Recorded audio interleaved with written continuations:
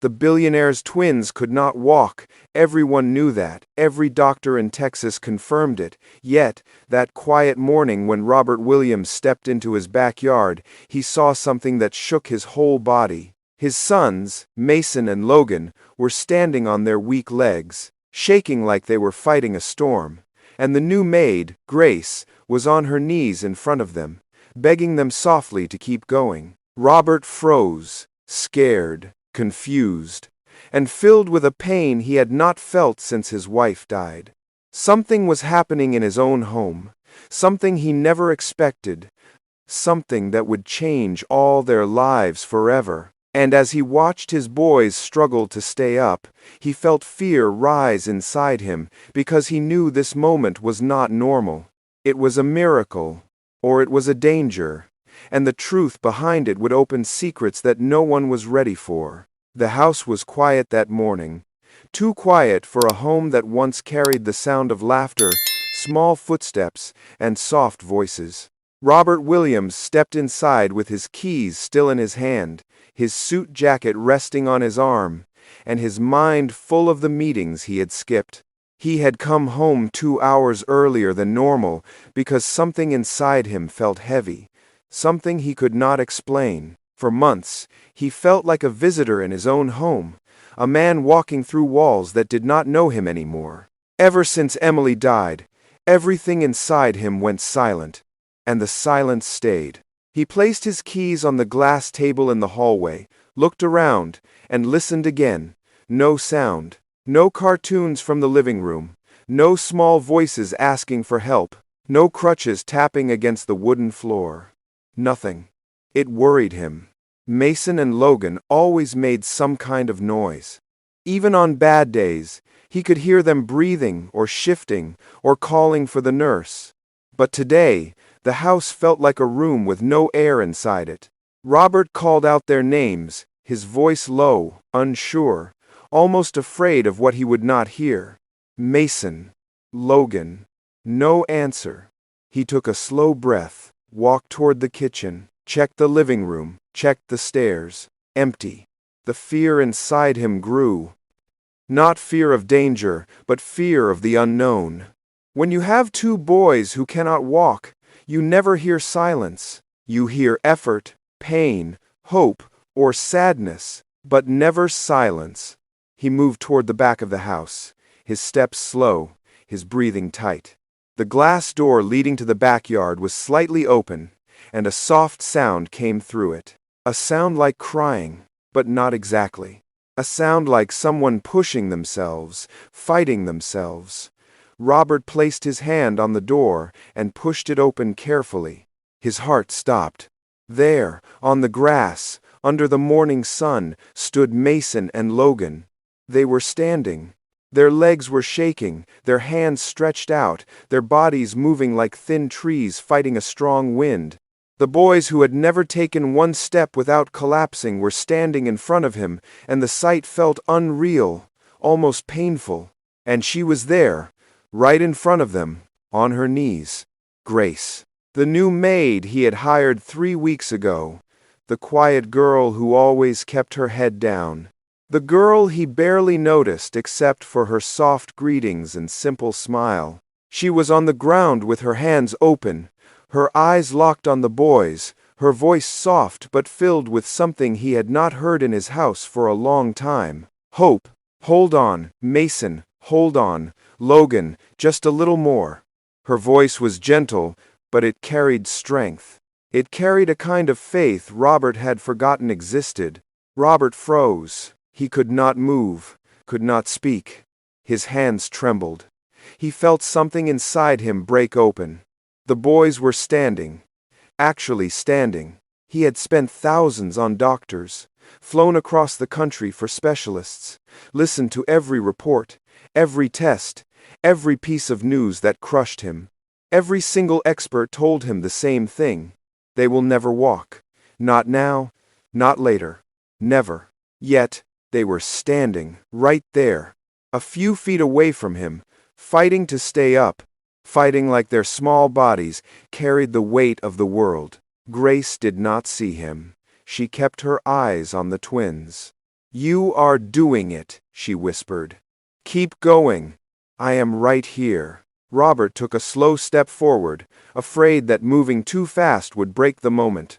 His chest felt tight, like something was squeezing the life out of him. He could not tell if he wanted to cry or shout or fall to the ground. Mason's legs shook harder. Logan's face crumpled, his breath unsteady. Then the boys fell forward into Grace's arms, and she held them tight, her voice breaking with emotion as she whispered, "You did it! You both did it! I am proud of you!" The boys cried. Grace cried. And Robert felt something rise inside him, something he had locked away since Emily took her last breath. It scared him. It confused him. It felt like the start of something he was not ready for. Then Logan looked up, and his eyes met his father's. Dad is home. Everything changed. Grace's head snapped up. When she saw Robert, her face went pale. Fear spread across her expression like a shadow. She stood slowly, still holding the boys, as if she did not know whether to step back or explain or run. Robert stepped forward, his voice weak. "What is going on here?" Grace tried to speak, but nothing came out. She looked like someone caught in a storm she did not cause. Before she could answer, Mason stepped between them. His small body was still shaking, but his eyes were strong. "Do not be mad at her, Dad." Robert had no words. His throat tightened. He looked at Mason, then Logan, then Grace. The truth was staring at him, raw and painful. "The doctors said we would never walk," Mason said. "But she says they are wrong." Robert felt something inside him shake. Logan added softly, "We did not tell you because we thought you would not care." The words hit him hard. Harder than anything in years. He swallowed, but the pain stayed. He sank to his knees on the grass in front of his sons. His voice cracked. "Boys!" Mason stepped closer. "Are you going to send her away?" Robert looked at Grace, at her shaking hands, at the fear in her eyes, at the love she held for his sons, even though he did not ask her to give it. "Go inside," he said softly. "Let me talk to her."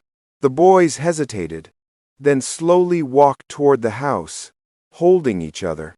Grace and Robert stood alone in the quiet yard. The morning sun warm, the air heavy, the truth between them like a bridge neither knew how to cross. "Inside," he said quietly.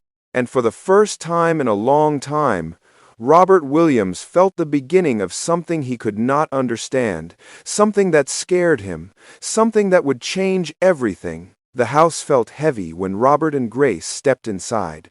The boys had gone upstairs slowly, their small bodies tired from standing, but their spirits still bright from what they had done. Robert watched them climb, one step at a time, and felt his chest twist with pain and pride mixed together.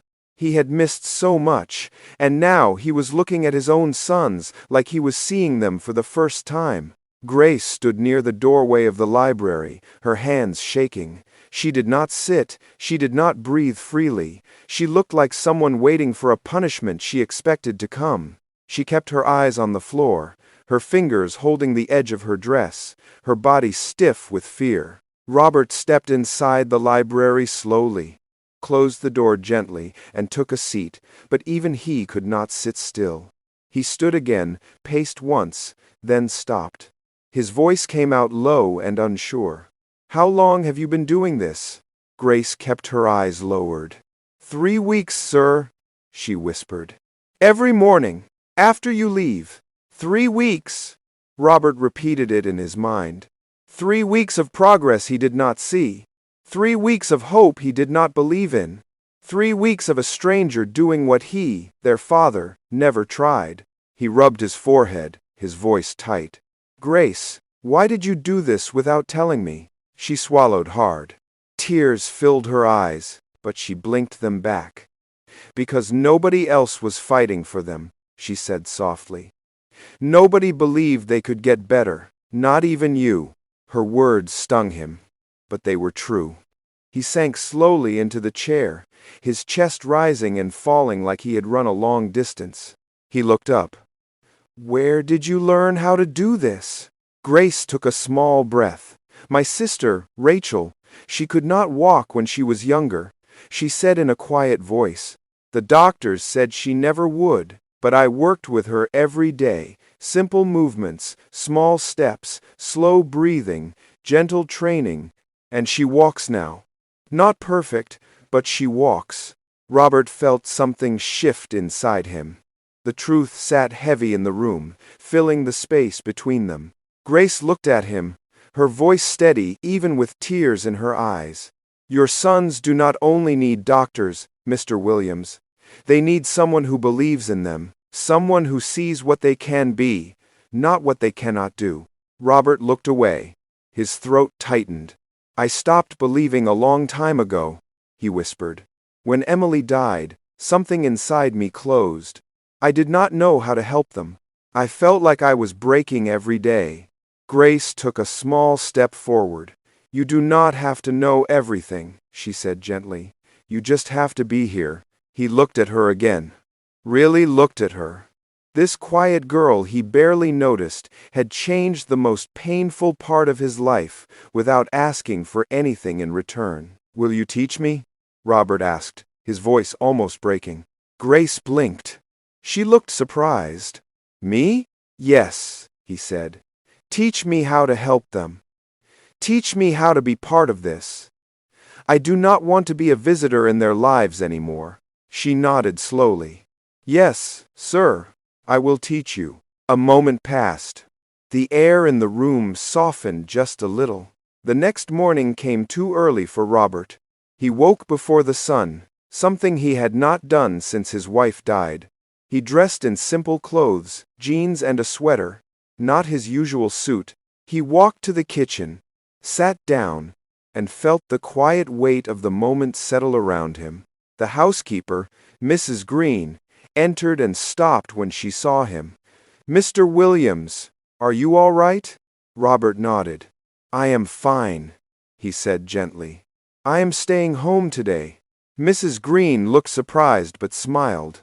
"Yes, sir." At 7 in the morning, Robert heard the familiar tapping of crutches on the stairs. Mason and Logan came down slowly, their faces sleepy but curious. They stopped at the bottom of the stairs when they saw him. "Dad," Mason said softly, "why are you still home?" "Did something happen?"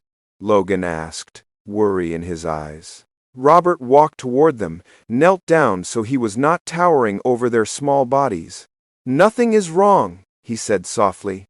"I just wanted to have breakfast with you today." The boys looked at each other, confused. Robert had not eaten breakfast with them in 2 years. Not since Emily's last morning. They sat at the table slowly. Mrs. Green served scrambled eggs, toast, and juice.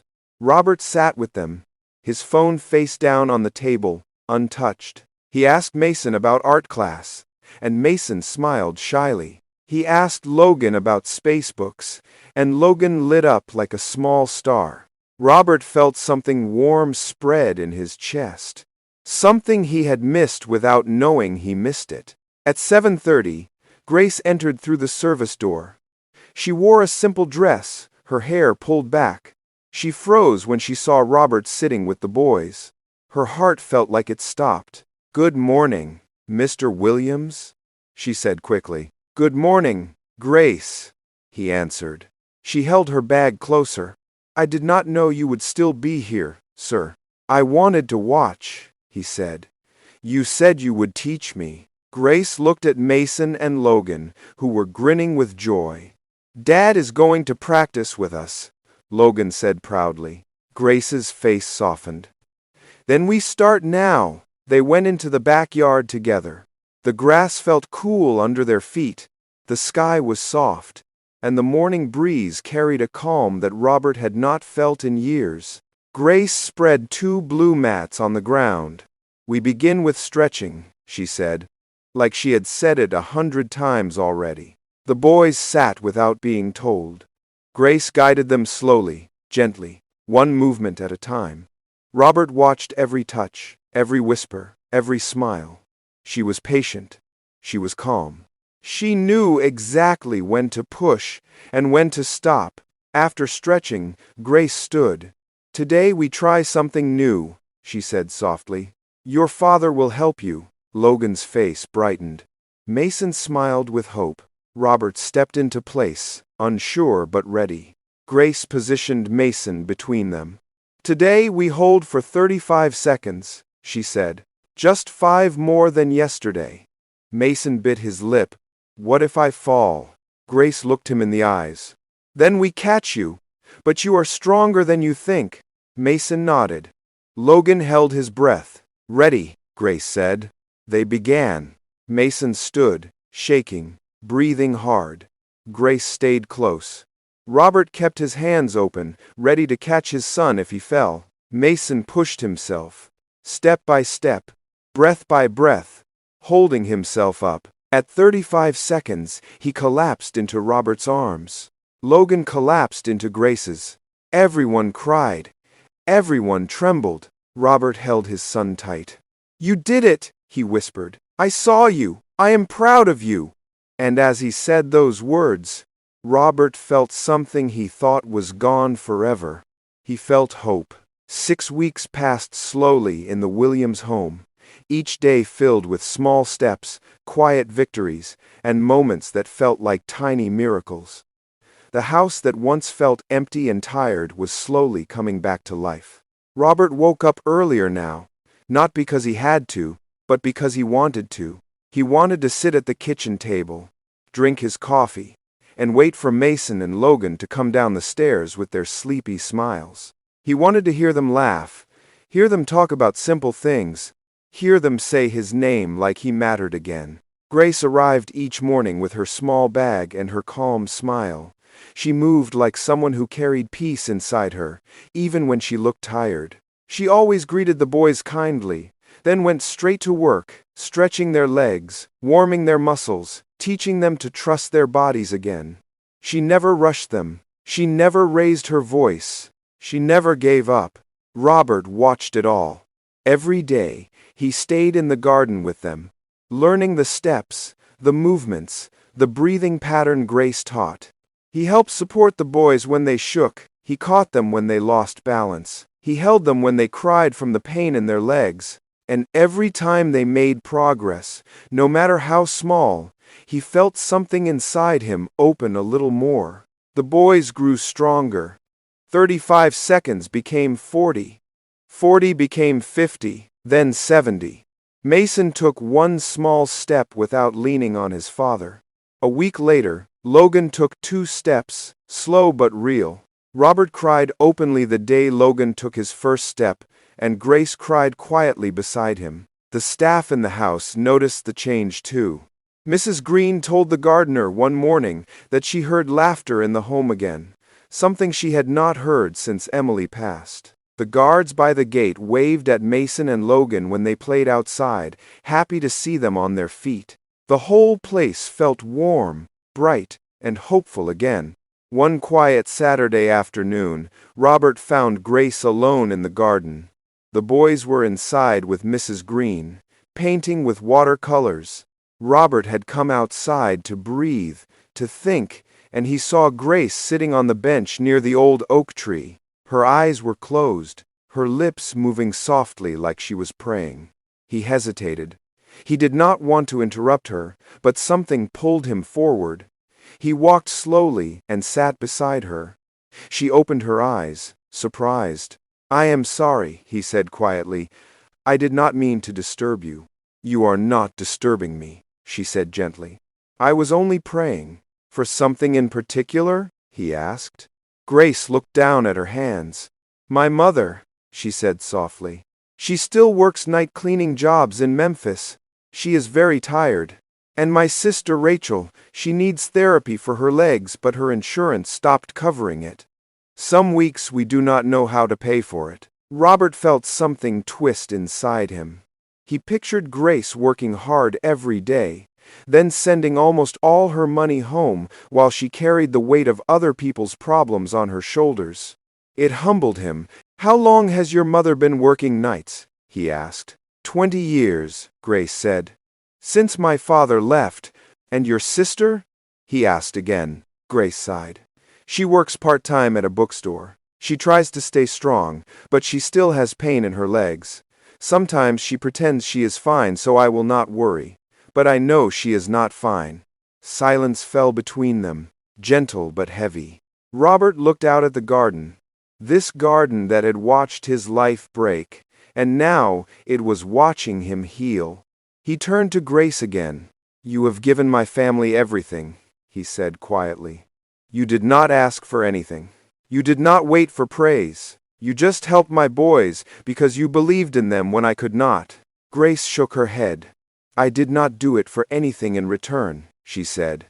"That is what makes it so rare," he whispered. Grace looked at him, her eyes soft. "Your boys needed someone to believe in them, Mr. Williams, but so did you." Her words hit him, soft but sharp.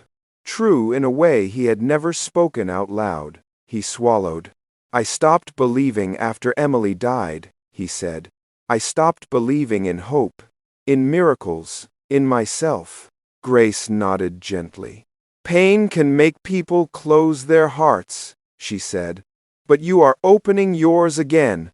I can see it." The truth of her words made him look away for a moment. He sat quietly, letting the breeze move through the leaves above them. "Thank you, Grace," he said. "You do not have to thank me," she said softly. "But I want to." Days passed, each one stronger than the last. The boys could now walk from the living room to the kitchen if they took their time. They still shook. They still needed support sometimes, but their legs carried them further than anyone ever expected. One Tuesday afternoon, 3 months since that first morning in the garden, Mrs. Green knocked on the library door while Robert was working. "Mr. Williams," she said, "there is a woman here to see you. She says it is urgent. Her name is Mrs. Parker." Robert stopped typing. He knew the name. She was a wealthy woman from Houston, known for her charity work but also known for her pride. He did not know why she would visit him. "Send her in," he said. Mrs. Parker walked into the library wearing a polished suit, her face serious. She sat down without waiting to be invited. "Mr. Williams," she said, "I am here about your maid, Grace." Robert felt his hands tighten. "My daughter cannot walk," she continued. "She has a condition. We tried everything. Nothing worked. But we heard about your sons. We heard they improved because of her." Robert stayed silent. "I want to hire Grace," she said. "Full time. I will pay $180,000 a year, give her a house on our property, and cover all medical bills for her family in Memphis." Robert felt something in his chest drop. This offer was more money than Grace had ever seen in her life. He stayed quiet for a few seconds, trying to think clearly. "Grace is not available," he said calmly. Mrs. Parker smiled a cold smile. "We already made the offer to her this morning. She has until Friday to decide."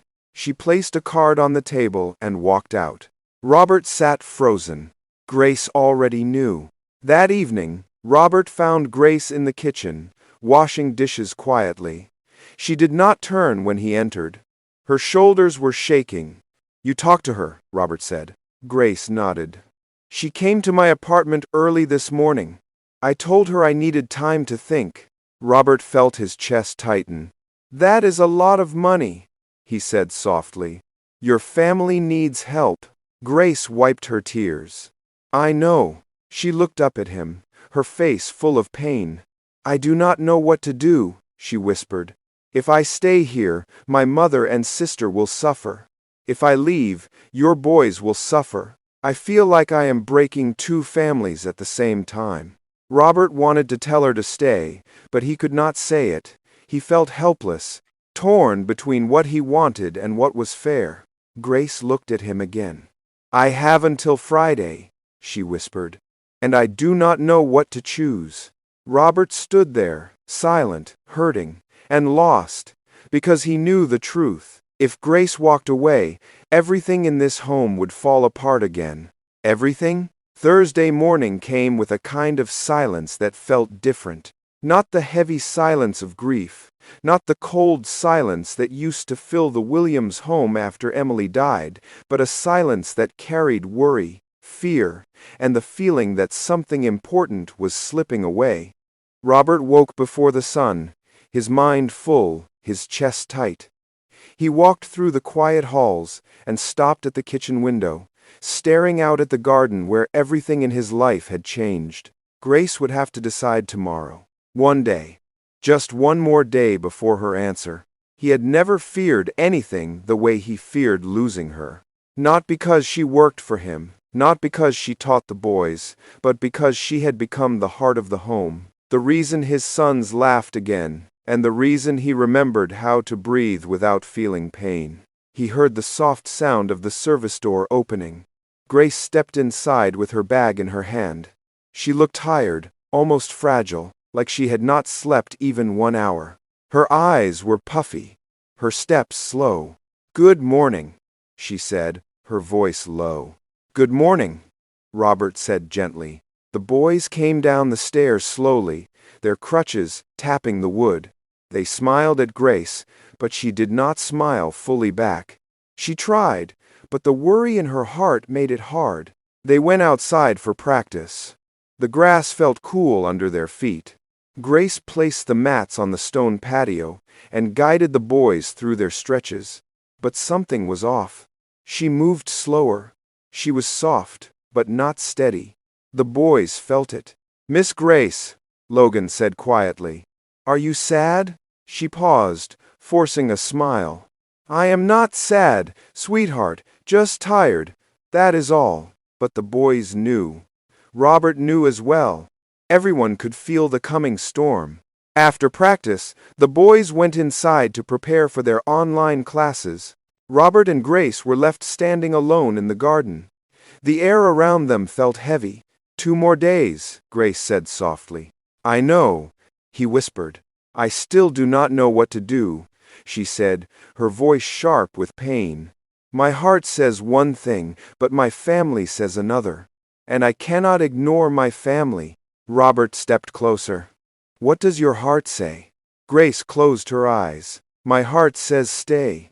The words hit him deep, but before he could speak, she added, "But my family needs me more than anyone here will ever understand." He wanted to fix it. He wanted to write a check big enough to erase her problems, but he knew that would insult her. Grace was not someone who followed money. She followed purpose. She followed love. "Have you prayed about it?" Robert asked gently. Grace looked up in surprise. "You are asking me that? You told me once that God works through people," he said. "Maybe he is working through this too." Grace shook her head. "Or maybe this is God telling me it is time to go. Time to help my mother. Time to help my sister." Robert felt something slip inside him. He wanted to tell her not to leave, wanted to tell her she belonged with him, with the boys, with their home, but the words felt too heavy to speak. That night, Robert could not sleep. He sat in his office with the lamp on, his hands covering his face. He remembered his wife's last words to him before she died. "Do not stay lonely forever, Robert. If something happens to me, do not lock yourself away." At the time, he had rejected the words. But now, sitting in the quiet garden where his sons learned to walk, he understood them. Emily would have loved Grace. He picked up his phone and typed a message, then deleted it. Typed again, deleted again. Finally, he wrote something simple. "I am sorry. I should not have forced anything. But please, take all the time you need. The boys miss you, and I do too." He pressed send. There was no reply. Friday morning, the day Grace had to decide. The house was full of worry. The boys sat quietly at the table, pushing their food around with their forks. "Will Miss Grace leave us?" Mason asked softly. "I do not know," Robert said quietly. "We need her," Logan whispered. "She is our family." The words pierced Robert's heart. At 7:30, Grace walked in. Her steps were slow. Her shoulders were tense. She kept her eyes on the floor as she removed her shoes. "Morning?" she whispered. The boys ran to her. They hugged her tightly, their small arms wrapping around her waist. Grace bent down and held them, her tears falling into their hair. Robert watched from the kitchen, his heart breaking at the sight. After breakfast, Grace followed him to the library. She closed the door behind her. "Mr. Williams, I have made my decision." He braced himself. He felt the world stopping. Before she could speak, Robert reached into the drawer and pulled out a folder. "Please look at this first," he said softly. Grace hesitated but opened it. As her eyes moved across the pages, her hands began to shake. $200,000 a year, full benefits, a house for her mother and sister on the estate, full medical coverage, college tuition for Grace to study physical therapy in Texas, her whole future, rewritten. Tears fell onto the papers. "Why would you do this for me?" she whispered. Robert stepped forward, his voice trembling. "Because you are not just staff. You are part of this family, and I do not want to lose you." Grace's hands covered her mouth. She cried softly, her heart struggling to find balance between hope and fear. Robert continued, "You gave my boys their lives back. You gave me my life back. Let me help give yours back to you." Grace lifted her head slowly. "But what if people talk? What if people look at us different?" Robert stepped closer. "Let them talk. They cannot take away what we have built." Grace shook with emotion. "I do not know what to say." "Say yes," he whispered. Grace closed her eyes. When she opened them, they were full of light, full of tears, full of truth. "Yes," she whispered. "Yes, I will stay." Robert let out a breath he did not know he was holding. 2 weeks later, Grace's mother and sister arrived. The boys welcomed them with drawings and hugs. The guest house filled with life. The Williams home felt complete in a way it never had before. Months passed. Mason and Logan walked without crutches, ran, played, laughed, lived. One bright morning, the entire family stood in the garden, the same place where everything began. Grace held Robert's hand. The boys stood proudly in front of them. Robert turned to Grace. "You did not just teach them to walk," he said softly. "You taught me how to live again." Grace smiled, tears filling her eyes. Robert knelt on one knee in front of her. "Grace, will you marry me?" Grace covered her mouth as she cried, "Yes, Robert, yes." The boys cheered. The family embraced. Hope filled the air. Grace had saved their bodies, but she saved their hearts too. And now, she would help build their future. Together. Dear viewers, this story reminds us that sometimes the people we overlook are the ones sent to save us. Grace walked into that house as a maid, but she became the heart that brought a broken family back to life. She gave 2 little boys the strength to stand again. She gave a lonely father his hope back. And she proved that love grows in places we least expect. If this story touched your heart, please like this video, subscribe, and share it with someone who needs strength today. Your support helps these emotional stories reach more people who need them. Please tell us in the comments where you are watching from, and tell us what you learned from this story. Your words matter, and your voice helps us create more stories like this. If you want more emotional stories from us, comment "more stories," and you will be the first to get the next powerful story that will touch your heart deeply. Before you go, here are 3 questions for you to answer in the comments. Do you believe Grace made the right choice by staying? If you were in her position, would you choose your family in Texas or your family in Memphis? And finally, which moment in this story made you emotional the most? Thank you for watching. Thank you for supporting. And may your life be filled with love, healing, and hope.